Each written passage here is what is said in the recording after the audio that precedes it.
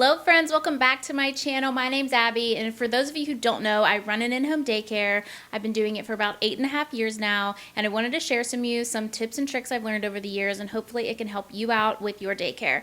So I'm going to read through the 10 tips first, and then we'll go back and talk about each one of them in detail. Number 1 is parents provide the food. Number 2, get organized. The next 3 involve toys. So number 3 is how to get them. Number 4, less is more.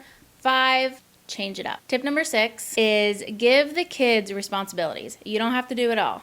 Number 7, plan your day. Number 8, flexibility is your friend. Number 9, give yourself a break. And number 10, cherish the memories. So let's circle back to number 1, parents provide the food. And yes, I said that.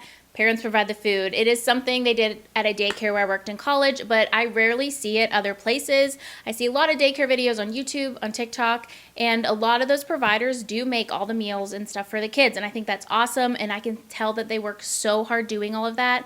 But that is just not the way I wanted to run my daycare. The parents provide all the meals. A couple of my early girls will come with some breakfast, so parents provide that. Each kid typically packs a little lunch box, and that will contain something for morning snack. Usually parents will send like a yogurt and then maybe some crackers or cereal or a granola bar. And then for lunch, they'll have kind of like a main thing, maybe a sandwich, Uncrustable, or some chicken nuggets, and some fruit or veggie to go with that. I do encourage the parents to send a fruit or veggie with lunch. And then afternoon snack, something like a bag of cookies, some gummies, a banana, and some Chex Mix or something. For me, I've just found it makes it so much easier. So many kids are picky. I've had kids with allergies in the past, and it just makes it easier because the parents can send what their kids like. They know what their kids like, and it just takes one stressor off the day of worrying about if their kid's going to eat or not. So in my opinion, I find parents providing the food to be much easier. And that is my number 1 tip for you, is to take that layer of stress off of having to prep meals, plan a balanced meal. Parents can do that, and they know how they want to feed their kids, and that is their business. So number 1, let the parents provide the food. Okay, number 2 is get organized. So not only do you want to get organized with where you keep your art supplies, which my art supply areas need reorganized. They are kind of in disarray right now. But where you store their food, where you store their nap mats, it's so much easier if you get organized. I have 2 different areas where I store the 2 different nap mats. I also have an area in the kitchen where the kids keep their food. So I have some shelving units where the lunch boxes are kept. Each area is labeled with the kid's name, and each kid has a color plate. And then I do have a mini fridge where I keep all of their cold things and their drinks. And with that, the bins are the same that I keep their food in, but all their containers are different, so I don't ever get them mixed up. And typically what I do is I try to put the food in the baskets the order in which they get to daycare. So if 2 girls bring an Uncrustable string cheese and a yogurt, and they're in the fridge in the baskets, and I'm like, which one is which? Okay, this little girl came first, so this one's hers, and this one's the next one's. So I do have organizational things like that I have put into place just to help keep things less stressful. But not only do you want to stay organized with your storage of things, you also want to stay organized with your routine. Your day is going to go much smoother when the kids know what to expect, and when you know what to expect, everything just flows better when you stay in a routine. I don't necessarily mean like the full routine for my day. I am going to talk about that in a different part, but I mean like smaller routines within different tasks that need to be completed. So for example, when playtime is winding down and it's time to clean up, the kids know what to expect. I give them a 10-minute, 5-minute, and 2-minute warning. So when they hear that 10-minute warning, they're like, okay, I have some time to play. They get a 5-minute warning, then they get a 2-minute warning. I'll be honest, do I do this every single time? No. Sometimes I forget, but I would say 90% of the time they get all 10, 5, and 2-minute warnings. Sometimes they just get a 10 and then I realize it's been longer and I'm like, okay, 2-minute warning now, but I give them a warning so they are prepared. I don't just abruptly stop their play. So they know once their 2-minute warning is over, I will put on the cleanup songs, and they have until the whole playlist is over to clean up all of their toys. Then if they do that, they will get a star on their star chart. Once this chart is full, they know they'll get a prize eventually. So it's exciting for them to work towards that. And then if they did help clean up today, I will give them something on their hand. I'll use that same marker and give them either a heart, a star, or a smile on their hand. And I've had a couple instances where like the littler girls haven't cleaned up for the day, so I don't give them anything on their hand, but that allows them to learn like, oh, I didn't clean up today. They love getting the thing on their hand. I didn't get the thing on my hand. That's a bummer. So tomorrow I'm going to clean up. So that's just a little routine we have at cleanup time. And then another example would be our post-lunch routine. The kids know what we do after lunch every day. Sometimes they joke around with me and ask, and I'm like, you know what we do. The older girls go potty. Then we do Nancy songs. And then the girls sit on the couch and I put on a TV story so I can lay out the nap beds. Then I read a book and then they go lay down. And that is our post-nap routine. So it is just helpful to have those same repetitive little routines every day. It'll make things less stressful for you and less stressful for the kiddos and just allow your day to run much more smoothly. The next 3 tips involve toys. So tip number 3 is how to get them. So when you're opening a daycare, you need stuff. You need stuff for the kids to do. You need stuff for the kids to play with. And I really utilized my local thrift stores and local yard sales. And I found so many great things when I first opened. And still to this day, I will go to thrift stores. I haven't been to a ton of yard sales lately, but I have gone to some yard sales and gotten some things. Yard sales and thrift stores are going to be your best friends. I have a local thrift store here who typically once a month they'll have a 50% off sale. So sometimes I can get toys for like $2 and books for $1. So I try to get my stuff at thrift stores and yard sales. And another thing that's been really beneficial for me in getting stuff for daycare is just the people in my community or the people I know, people from church, even daycare families themselves. When people know you have a daycare, they're more than likely going to reach out to you and be like, hey, I have this toy at home. Would you want it? And usually what I say is, I would love to take a look at it. Would you mind sending me a picture? Usually they do, and I'll see if it's something that I feel like we can use. I will say, yeah, I'll gladly take it. Thank you so much. If not, I'll just politely decline. And that's been super helpful, and I'm super grateful to all those people who have given me things for my daycare. Tip number 4 is less is more. Regarding toys, less is more. You don't need a ton of stuff out at one time. I do have a lot of toys, but they're not all out at once. I went from having a 9-bin storage cube. Each cube had a bin full of smaller toys, and the room would get just so messy, toys everywhere, and it was harder for the kids to clean up.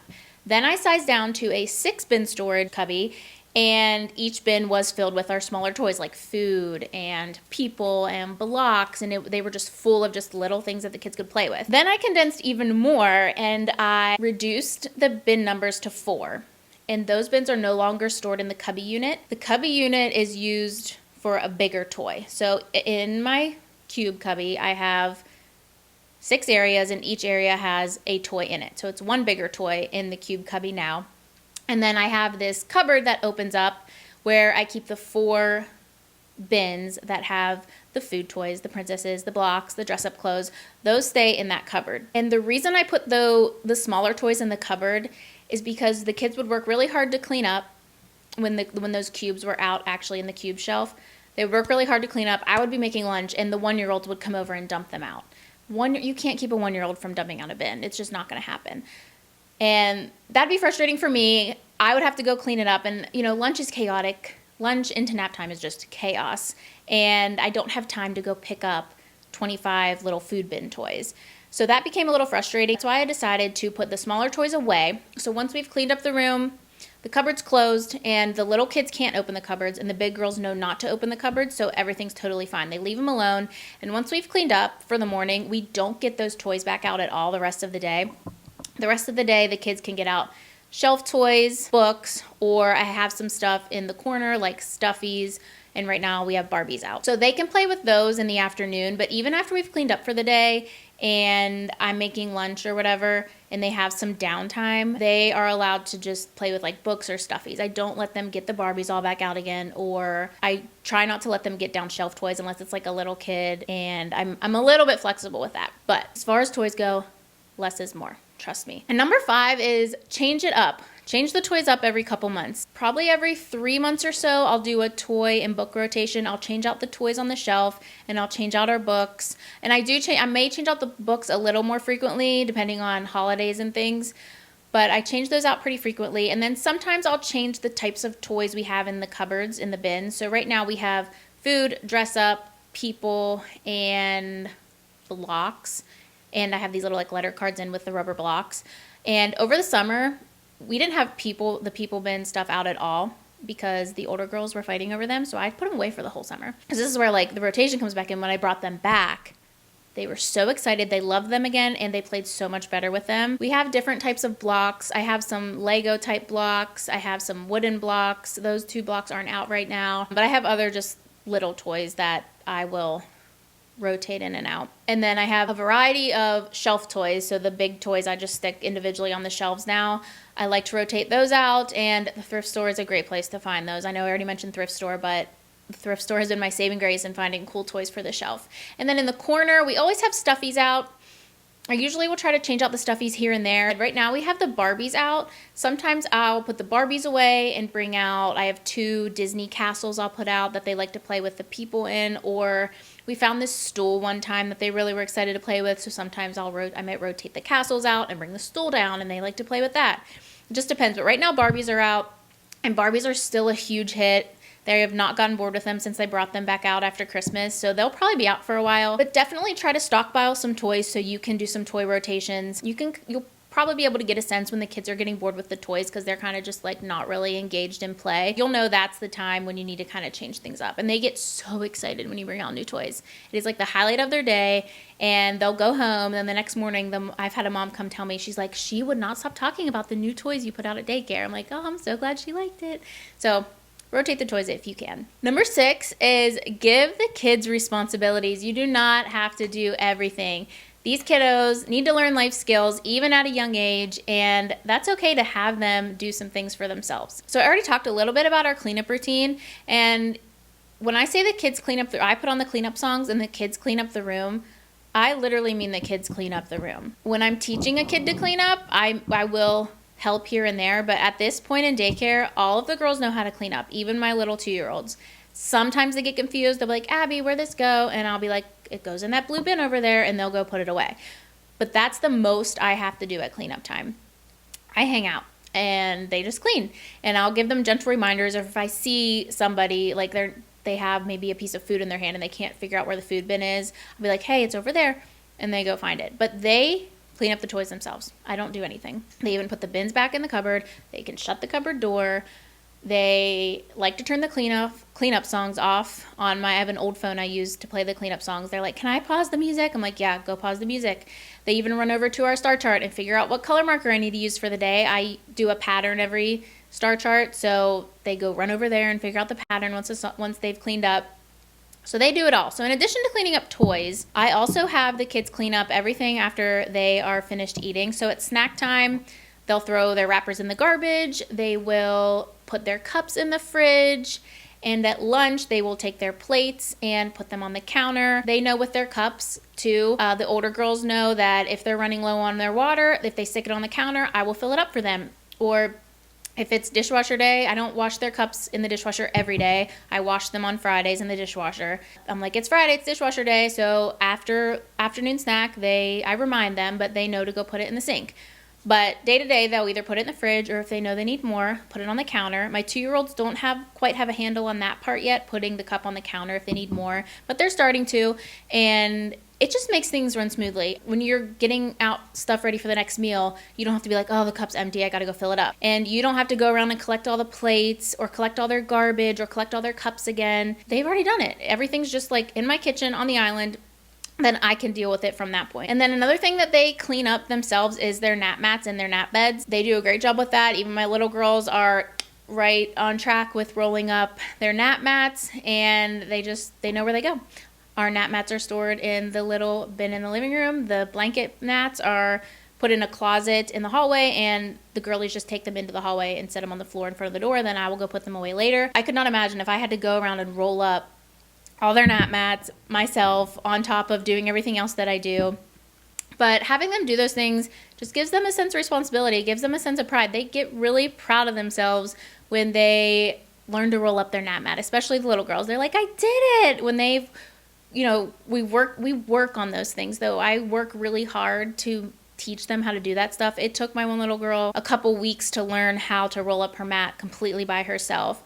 And I start off small, like I might roll it up and then have her Velcro the ends first. And then I'll be like, okay, now you roll it up. Like after she's nailed that part, I'll add another step for her to do, and so on until they just get it. And they get so excited, and It's really sweet and it makes less work for you. Okay, tip number 7 is plan your day. So we're gonna talk about routine again, but this is more for your entire day. It's very important to have a plan for your whole day. For the kids, yes, so they know what to expect, but I'll be honest, at least for me, it is so helpful for me to be like, okay, at this time we need to do this.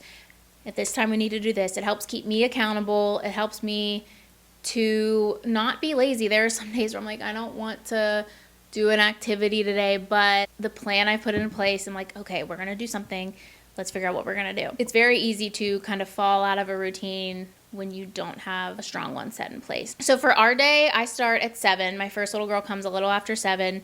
And from 7 until morning snack, which is at 10 o'clock, we relax and we just play. A couple of my early girls are here before 7:30 and they're still tired. And if they want to just chill on the couch and watch a movie for a little bit, I am fine with that. Eventually they'll get up and play. If they don't and I feel like they need to get up and play, I'll turn the TV off or I'll just be like, hey, couch is closed, time to go play. And they'll go play. Sometimes they give me a hard time, but I just stick to it. I had a little girl, she's going through a phase where she would whine at me every time I told her it was time to go play. And I said, okay, we're going to have to stop watching movies in the morning if you don't get up and go play when I ask you, and stop whining about it. And we had to do that, not watch TV for a little bit, and then she hasn't been giving me trouble at all. Plan your day and be firm with the routines you have put into place, even with things like that. So relax and play. Play is so important. Let me just say that. For any age child, play is the most important thing they will do. They're going to learn so many skills. They're going to learn about imagination. They're going to work their fine motor skills. They're going to work their gross motor skills. Kids need to play. I have felt guilty for not doing more structured activities in that part of my day, because if I'm being honest, when they're playing, there's 6 of them there, so they play together. I can just hang out. Yeah, we play a little bit, but most of the time I'm just hanging out on the couch and they're playing together. Like, they're over there playing Barbies. They're over there making food for their baby dolls. They don't want to have anything to do with me. They're having fun with their friends. So I just chill. And I used to feel really guilty about that. But I'm like, you know what?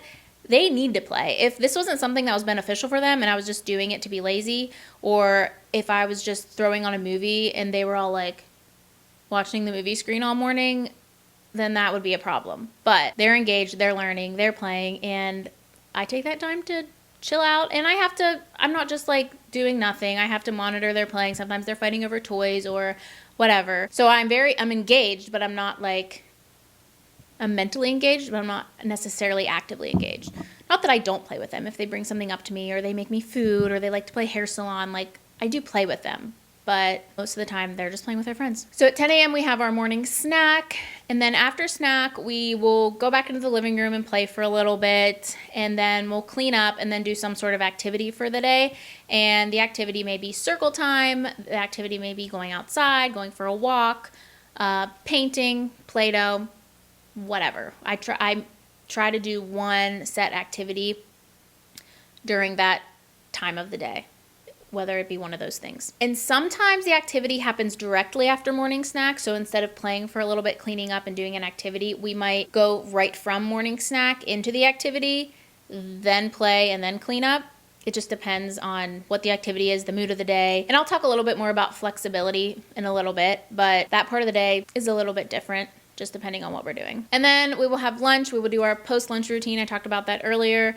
The kids will nap, and then they get up, have another snack, and my kiddos start leaving at 3:15, and everyone is gone by 4:30, and within that window of time, the kids are playing in the living room again. They don't get out the toys from the cupboard, but they can get shelf toys down, books, Barbies, stuffies. We will go outside if the weather's nice for that part of the day for a little bit and just wait for parents to come, and that's our day. So having a plan for your day is definitely going to be beneficial. So figure out what type of schedule works best for you and the kiddos you have, and try to come up with a plan that allows your day to run as smooth as possible. Okay, number 8, flexibility is your friend. It's probably your best friend. You have to allow yourself to just chill and go with the flow. And I do have 2 kind of subparts that go with flexibility. You definitely want to be flexible with your routine. Like I talked about in the last step, sometimes our post-snack routine gets a little switched up depending on what we're doing. Sometimes there may be a day where you plan to paint, but maybe there's been some behavior issues, or maybe you are just not in a headspace where you can deal with paint right now. And you're like, I just can't. we'll do this a different day. We cannot paint today. Or maybe you plan to color, but the kids ask to play Play-Doh and you're like, yeah, sure, we can do Play-Doh instead. That's no big deal. Or there are some days where they are just playing really well. And I'm like, would you guys rather just play for the rest of the morning instead of doing something? And sometimes they'll say, yeah, they just want to keep playing. They're in the zone, they're in a game, whatever they're doing, and they would just rather play up until lunch. Yeah, so just be flexible with your routine. Have the set in stone routine, but allow there to be some flexibility in there. And another area where you need to be a little bit more flexible is with messes. Messes are going to happen and it's going to seem super chaotic, but try to be flexible with it and just relax whenever there's a mess, especially during the full-blown playtime when they may have every single bin out. I've had kids just take each bin out of the cupboard, dump it, and not play with anything they dumped out. They just dump it. The girls this week dumped the food bin out, dumped the people bin out, didn't play with any of them, and were using the bins for boats for their Barbies. And I'm like, whatever. So if you follow me on Instagram, sometimes I'll post a thing on my story where I'll show a picture of a messy room, and then when you tap the click to clean button or whatever, or tap to clean, the next picture will be our clean room. So you know, the mess may seem stressful. Sometimes I get overstimulated with just everything that's there. Maybe the kids are being loud too, and it's just, I don't know, it's just chaotic. You know that you've already gone through the steps and taken the time to teach the kids how to clean, and you know they're gonna get the room clean. The room's gonna be clean before lunchtime, and it's not gonna look like this forever. Also, I talked about the girls taking their plates to the kitchen when they're cleaning up after lunch, and sometimes they're gonna drop their plate and they're gonna spill everything on the floor, especially if it's a day they didn't eat a lot and you just have peaches flying all over the floor, diced peaches, or like they're cut up pizza or whatever. They're gonna spill. That's just gonna happen, and it's okay. Be flexible with it. It's gonna add maybe a couple extra minutes to your plan for the day or your routine, and you may be off by a couple minutes because you had to take the time to clean up the diced peaches, and then you had to wipe up the floor so the floor wasn't sticky, and stuff like that's gonna happen. But just try to be flexible and give yourself some grace. Tip number 9 is give yourself a break. Require there to be a nap time in the afternoon where the kids lay down. Whether they sleep or not, every single one of my kids lays down. The older girls have iPads, everybody else lays down and typically fall asleep. Sometimes they don't, but they just lay down, even if they don't sleep. And I don't use that time to prep activities or do dishes or clean. I've already done all that. I use that time to eat my lunch, watch a show, and recharge. Out of all these tips, this one might be the most important one because you are going to get burnt out. You're going to get overstimulated. You're going to get tired. And there's been so many times where I'm like, okay, I just need to make it to lunch. And once we're at lunch, like that lunchtime just goes so quickly that you're basically already at nap time. I remember I used to be, early in my years, I was very overwhelmed and stressed by this job. And sometimes I would get to lunch and be like, oh, I'd look at one of my little girls, I'd be like, we made it to lunch. And she'd be like, we always do. And I'm like, you're so right, we always make it. And yeah, just have that nap time recharge to look forward to because you're going to need it, especially if you're new and you're starting out. It can get really hard. I've definitely mellowed out a lot in these last 8.5 years. I used to be like wound pretty tightly, very type A. Now I feel like I'm pretty like, oh well. Like that's just kind of like my mantra now because you just have to learn to go with the flow. And I'm kind of getting off topic from giving yourself a break, but give yourself a break at nap time. It's so important. And the 10th and final tip I have for you, it may sound a little cheesy, but you already know what it is because I told you, but cherish the memories. You guys, this time goes by so fast. I was looking at my Snapchat yesterday and a memory popped up of one of my little girls who was about 9 months old. I had a cute little picture of her and it popped up on my phone, and now she's in kindergarten. And I don't know, it's just I remember her coming to my daycare for the first day and she was just a baby. She was 3 months old and now she's in kindergarten, and I don't know where that time went. It flew by, but I'm so thankful for the pictures I have on my phone and the videos I have on my phone. Take pictures, take videos of the kids. Don't post them anywhere unless the parents say you can. The kids love when I show them videos and pictures of themselves when they were little. They just crowd my phone and they're like, let me see, where's me? And they love it, and you're gonna love it too. I also save any drawings any kids make for me. If you've seen, lately I've been taping them all up around my kitchen, and they're probably in the background of a lot of my videos and stuff, and I've saved every single one of them. If somebody gives me something, I turn it on the back, write the kid's name, write the year. I'll hang it up for a while, and then if I feel like I need to change things out, I will put it in this folder I have. I have a folder that's probably about this thick now of just all these things the kids have given me over the years. And I like to pull it out every once in a while and just reminisce. And also, just in the day-to-day, be present with them. Listen to their funny stories. Listen to the funny things that they say. Even if you're not talking to them, listen to the conversations they're having with each other, because kids are funny and they say some funny things, and the way they view the world can be so funny. And just really try to be present with them, and don't miss those little moments, because that's what makes this job. Those little moments, those little hugs, those little kisses, when they just squeeze you, or they're so excited to see you, or they're tired and they want to snuggle with you, or they have such a fun story they want to tell you about what they did with grandma the night before, or what their sister did to them. Listen to them when they're trying to talk to you, snuggle with them when they want to snuggle with you, laugh, and just enjoy, because like I said, the time goes by so fast and you're gonna miss them. Even if they were a kid that was like a huge pain in the butt, you're gonna miss them, and it's really hard. That is the hardest part. This part always makes me emotional when I think about it. The hardest part really is when they leave you.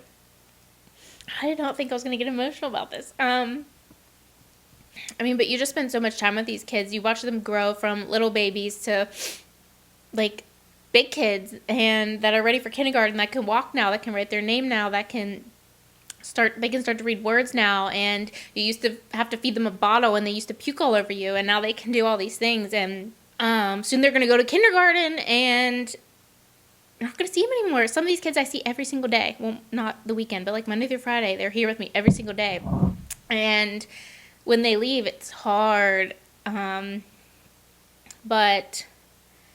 that's just part of life. Like, you are in these kids' lives for a small but very important time in their life. And like, these are the years they're building those foundations of their life. And it is an important part. And you have the ability to make such a positive impact for these kids, and you should take that seriously and also enjoy it and just have fun. And I don't even know what I'm trying to say now, but just enjoy it. Enjoy these kids, because they will be gone too soon. You'll still, I still see my kids around, but it's just not the same, when they leave.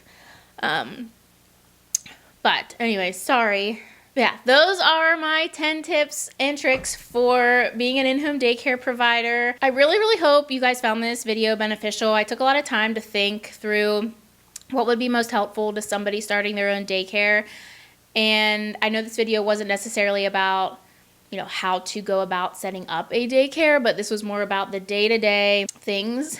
If this was beneficial for you, please let me know in the comments. And I've had an idea, like, going on for a little bit, of maybe doing like Zoom consultations, where we could hop on, and maybe for like an hour or something, I could kind of give you some advice, or if you had any questions, I could kind of help you through starting your daycare. Depending on where you live, regulations are going to be wildly different. Maybe not wildly different, but they're going to be different. So I don't want to be responsible for you passing or failing an inspection or anything. I don't want to tell you anything wrong, but I would be willing to help talk you through some things, give you some advice, answer any questions you have. So if you would be interested in some type of consulting thing like that, let me know in the comments, or send me a private message over on my Instagram, AbbeCAdventures over there, or send me an email. I have an email in my description down below if you are seriously interested. I don't want you to say yeah and then just get on a Zoom call with me just because you want to get on a Zoom call. It probably would be something you'd have to pay for, and I would do my best to help you and give you any advice you would need. Let me know. Let me know if that's something anybody would be interested in. It's something I've kind of noodled around with for a while, and I kind of feel like I'm at a point where maybe I can make that work. So let me know. And I want to thank you guys for watching. If you enjoyed it, please give me a thumbs up, leave me a comment, and press that subscribe button. Please, if you haven't subscribed to my channel, please do so. I'm so close to 3K. My goal is to hit 3K before my birthday, which is the first week of May. It might be a tight squeeze to get there, but I think we can do it. So let's try, and I'll see you guys in my next video. Bye.